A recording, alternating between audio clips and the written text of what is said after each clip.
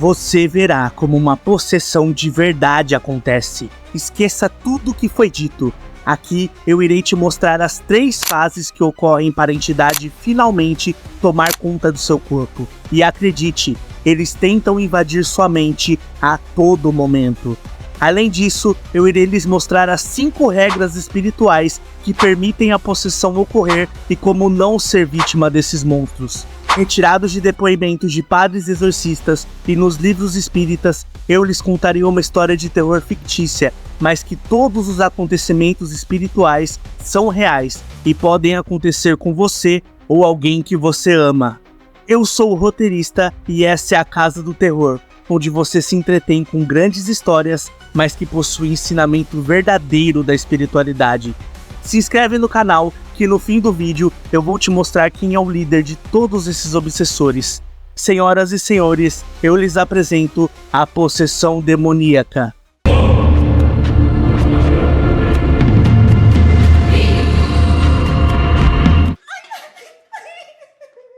Jonathan chora ao observar o seu pai emitir imensos golpes em sua mãe, bem na sua frente. Impotente, ele assiste aos prantos, enquanto o patriarca da família termina o serviço e vem andando tranquilamente fazer o mesmo ao pobre garoto.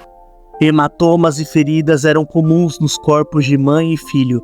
A vibração daquela casa emanava medo, tristeza, mas para Jonathan era algo a mais: raiva. O coração do menino chega a ser pressionado pelo tamanho ódio que sente pela sua infância toda. Essa agressividade arranhava o menino por dentro, como um monstro enjaulado pedindo para sair. E tinha um lugar perfeito onde esse monstro saía. Na escola, não tinha ninguém que não fosse um alvo para Jonathan.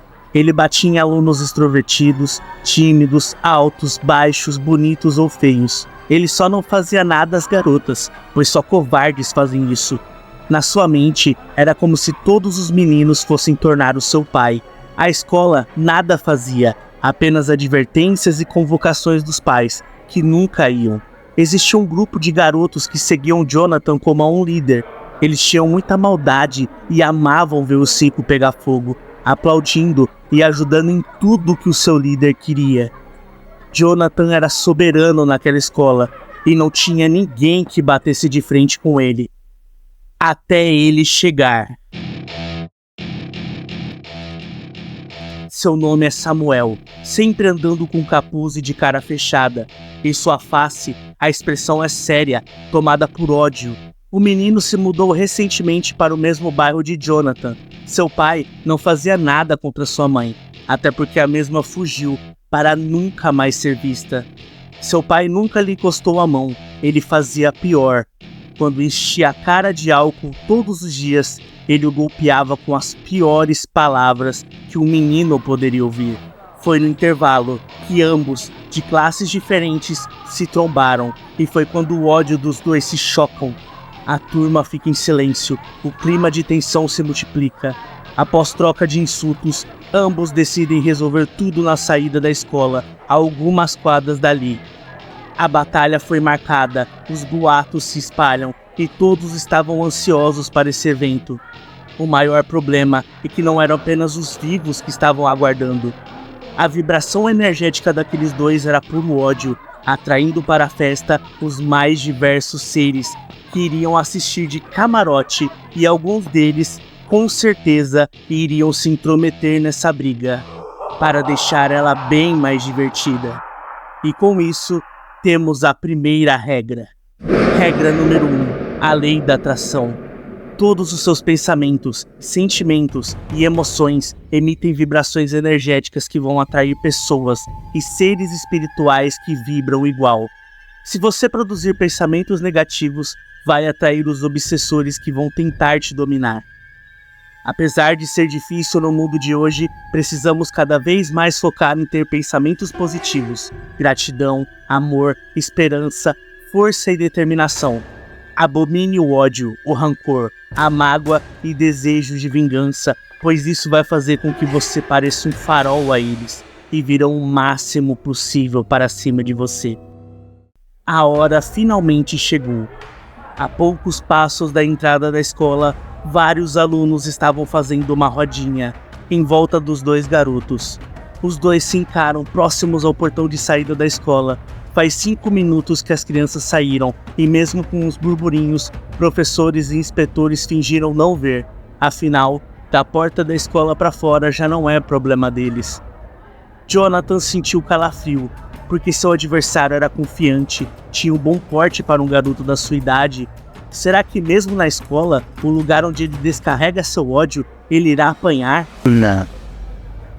Ele não vai me humilhar na frente de todos. Meus amigos estão na rodinha, gritando para me incentivar. As meninas estão me olhando para ver que eu sou o alfa. Eu vou mostrar para ele o fazer de exemplo. Vou bater nele até ficar todo vermelho e roxo. Vou obrigar a ambulância a vir pegá-lo. Só vou parar quando ele estiver prestes a dormir para sempre. Espera, esses... Nossa, Jonathan se assustou com os pensamentos que tinha em sua cabeça, totalmente fora de padrão. Era ele mesmo pensando? Ele gostava de bater nas pessoas, mas não para machucar seriamente. E se o seu colega não resistir? Não, ele só fazia aquilo para impor respeito. Ele não quer machucar alguém de verdade.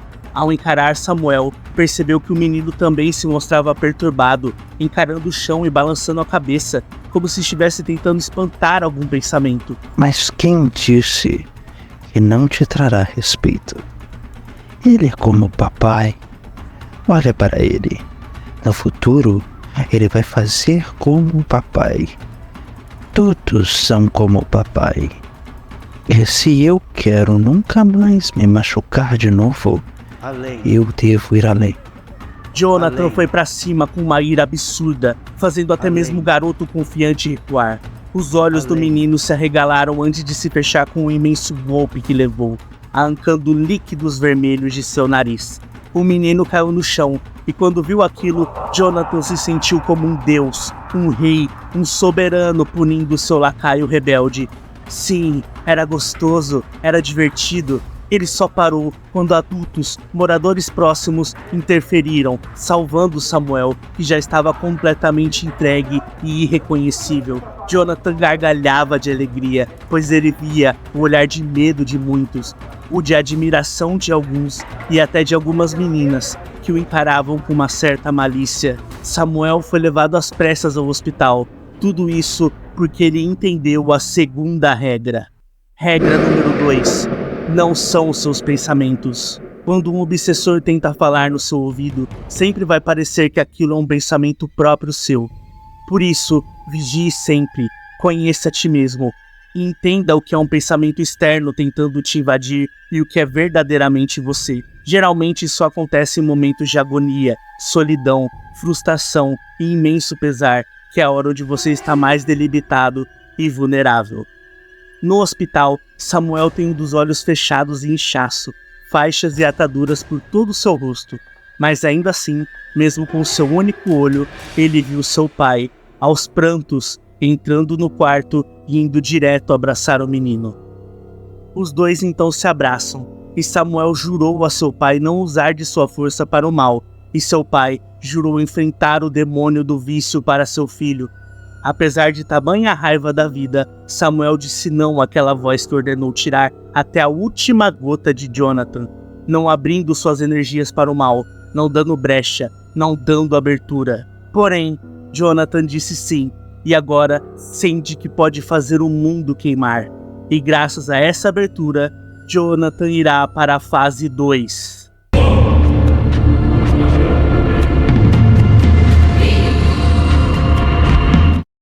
Jonathan olhava para o espelho da sua casa e amava o que via. Quase como um narciso, sua confiança e vaidade brotavam como nunca. O menino acabou de chegar da lanchonete com seu pai, que começou a ser mais legal com ele após o dia da briga. Jonathan pensou que quando seu pai fosse chamado à delegacia, o mesmo iria ficar uma fera. Pelo contrário, ele parabenizou seu filho, dizendo que finalmente tinha virado um homem. Seu pai até que era legal, sua mãe que era o problema. Ela reclamava demais, exigia coisas tediosas como amor e respeito, O santo dos dois não se batiam mais, e agora Jonathan colocava o fone de ouvido para não ter que ouvir ela gritar. O que antes era amor e atos de piedade, agora davam lugar a visões distorcidas. Jonathan passou a ver tudo de forma ilusória. O que antes eram conselhos de mãe que ele escutava com atenção, virou chatices repetitivas e cruéis.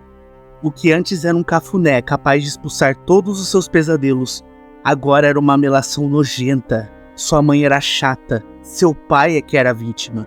Jonathan foi passando sua adolescência dessa forma, destruindo o psicológico de suas namoradas, levando até a exaustão os seus amigos, manipulando, mentindo, usando, mas em sua cabeça, de maneira genuína, ele sempre acreditava estar certo, e que na verdade apenas se defendeu. Mal sabe Jonathan que é porque um ser que teve permissão para se aproximar, agora mexe em sua cabeça, distorcendo visões, manipulando interpretações, até chegar finalmente o momento derradeiro.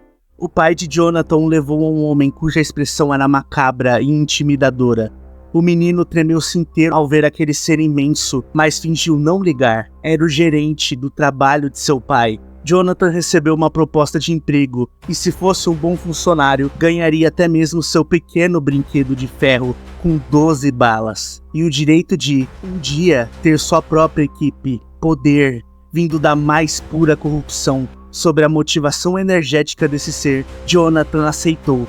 E assim, começou uma vida onde intimidou, tirou pessoas chatas do seu caminho para sempre, cobriu dívidas de maneiras cruéis e se tornou o mais respeitável executor, dizendo sim para cada um de seus pensamentos, que iam ficando cada vez mais fortes. Sem saber, ele era seguido por dezenas de seres que se alimentavam da dor que ele causava.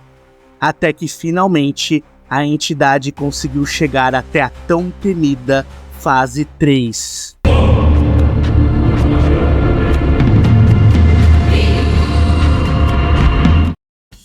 A festa estava incrível. Jonathan dançava, segurando seu brinquedo de metal para o alto, enquanto consumia o produto branco, o verde, o líquido e tudo o que tinha direito, além de ter muitas amigas que o levavam para o canto para brincar um pouco. A esposa de Jonathan estava na festa e via tudo, porém, quieta e com o coração destruído, a menina não falava nada. Da última vez que falou, seu olho ficou inchado por muitos dias. Como ela se arrependia! Ele era tão forte, imponente e corajoso que ela se atraiu rápido por ele, e mais rápido ainda, virou mãe.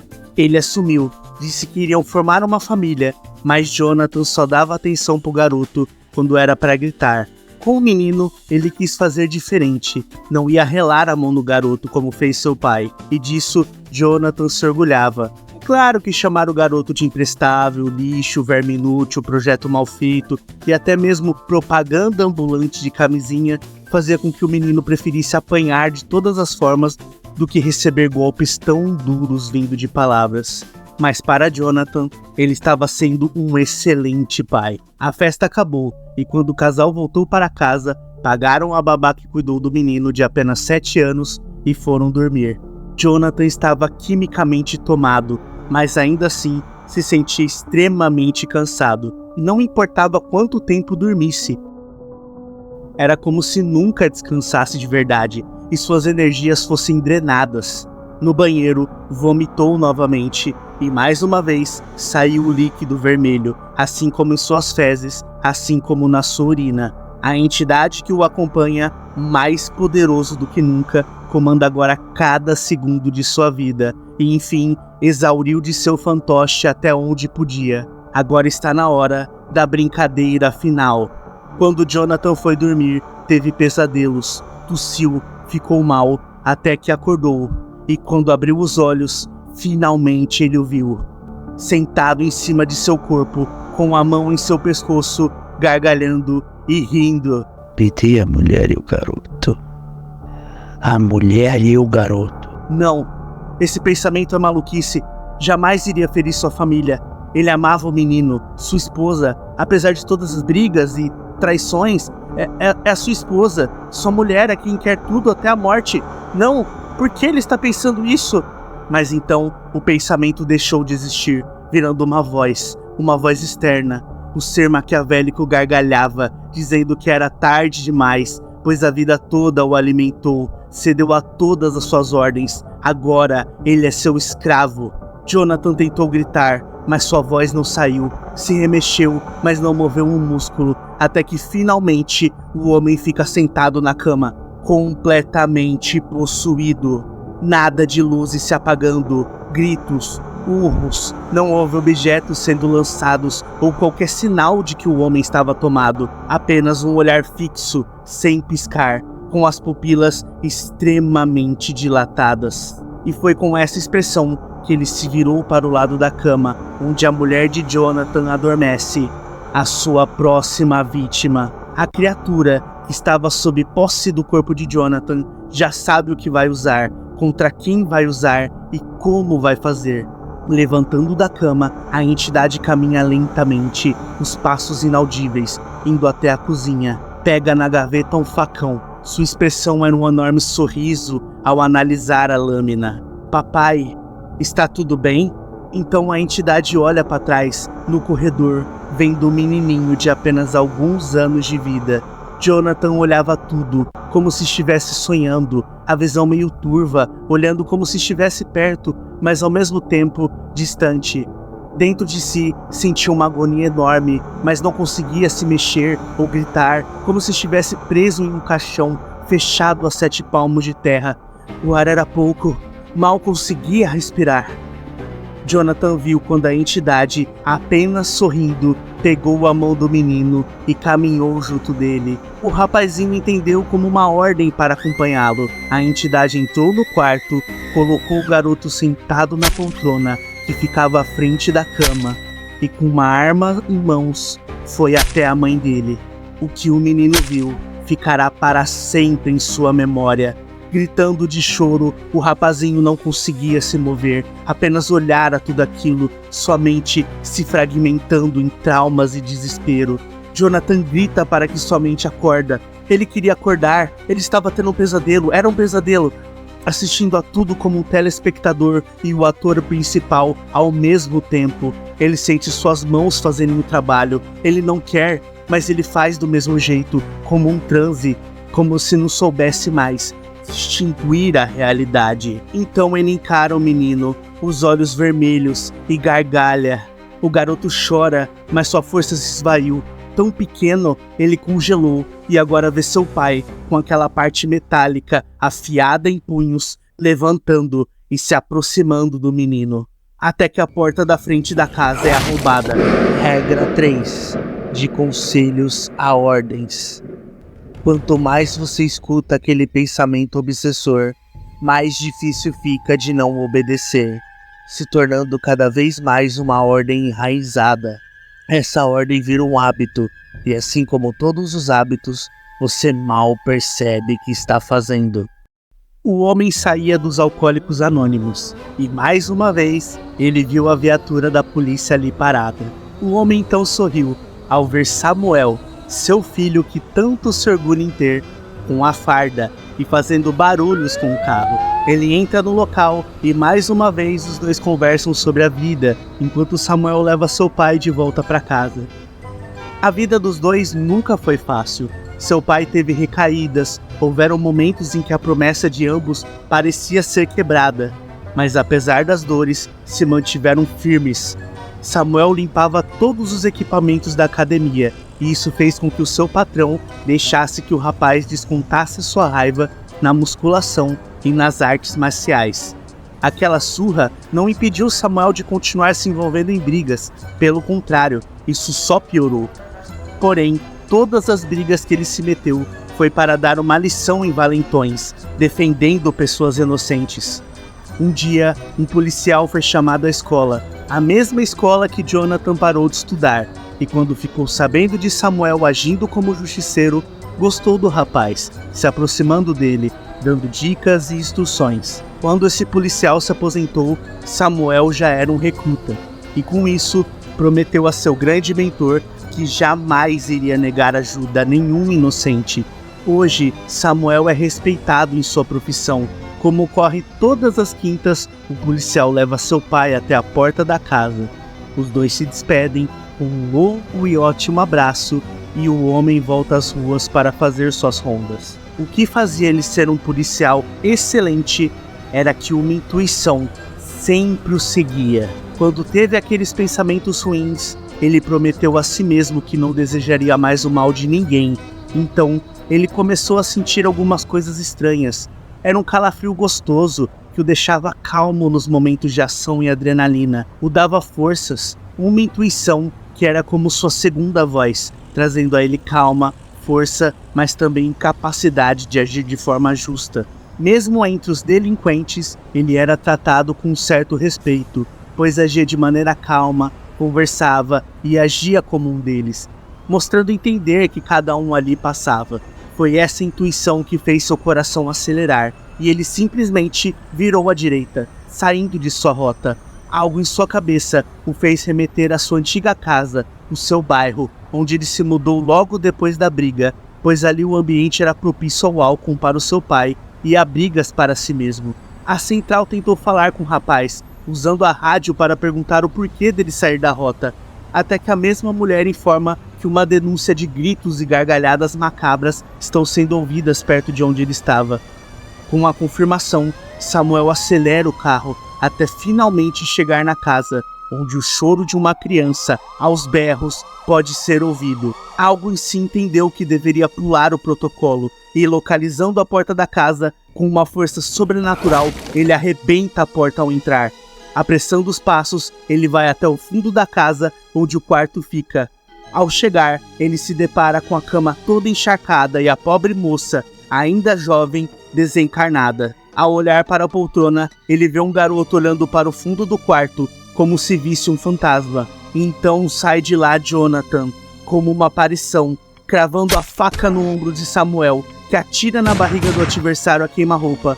O policial iria realizar mais disparos, porém o possuído estapeia a arma, jogando para longe. Os dois se encaram, como na escola, há anos atrás. Agora adultos, com caminhos diferentes, escolhas e pessoas diferentes, a revanche estava para acontecer.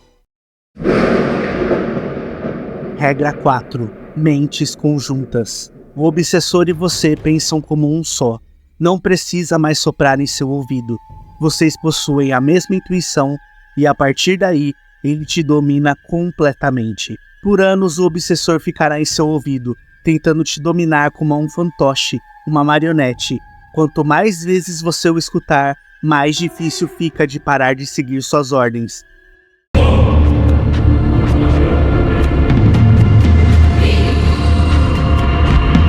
Dessa vez Samuel também vai para cima de Jonathan e os dois se chocam, trocando socos, chutes, pontapés e uma briga que o menininho sem reação é obrigado a assistir. Até que Samuel consegue segurar Jonathan, o jogando no chão e se prensando acima do possuído. Ele encara o menino e dá um grito de ordem para que ele corra. Quase como se aquele grito desse força e sanidade ao garotinho, ele pula para o chão, pois nem sequer tocava os pés ainda de tão pequeno que era, então sai correndo para fora dali. Sabendo que estava perdido, sem energia e acabado, a entidade apenas gargalha, sabendo que teria o seu grande finale. Ele então simplesmente sai dali, deixando novamente o Jonathan assumir, mas dessa vez sem distorções mentais, sem energias negativas. O homem apenas recebe de uma só vez a dedução de que aquilo não era um sonho, pois sua esposa estava ali, na sua frente, irreconhecível. O homem gritou tanto de agonia e aquilo foi tão insuportável que mergulhou em loucura e iria passar o resto dos seus dias em uma clínica psiquiátrica, onde na primeira brecha ele encerrou sua vida de forma prematura. Na rua, várias viaturas e uma ambulância tomaram lugar. A imprensa tentava noticiar o máximo de informações possíveis. A ficha criminal de Jonathan era exposta, e já sabiam até mesmo da luta na escola entre o criminoso e o policial herói. Dentro da ambulância, o menino estava quieto, olhando para o chão, até que Samuel se ajoelha em sua frente. Apenas um "eu estou com você" foi tudo que o policial conseguiu dizer ao menino, que teve uma dura jornada pela frente mas que o policial Samuel acompanhou de perto. Ali, os dois se abraçam, e aquela energia que arrepia Samuel arrepiou também o menino, que por um momento pôde se sentir reconfortado. Regra 5. A bateria eterna. Se nada impedir o obsessor, ele usará aquela pessoa por toda a sua vida, como uma fonte de alimento, uma bateria própria, e você nunca vai perceber. E quando o fantoche já estiver perto do fim, o monstro usará ele para que tenha um fim trágico. A história não é real, mas todo o processo que você acompanhou em Jonathan e Samuel, isso sim acontece, mas não é tudo. Existe um ser que já foi um ser humano vivo e que lidera uma falange imensa vinda do próprio umbral. Esse canal mostrará quem ele é em breve, além de várias outras histórias diversas, espirituais, monstros, contos macabros, universos assustadores e muito mais. Se inscreva no canal agora e permita que eu invada a sua casa.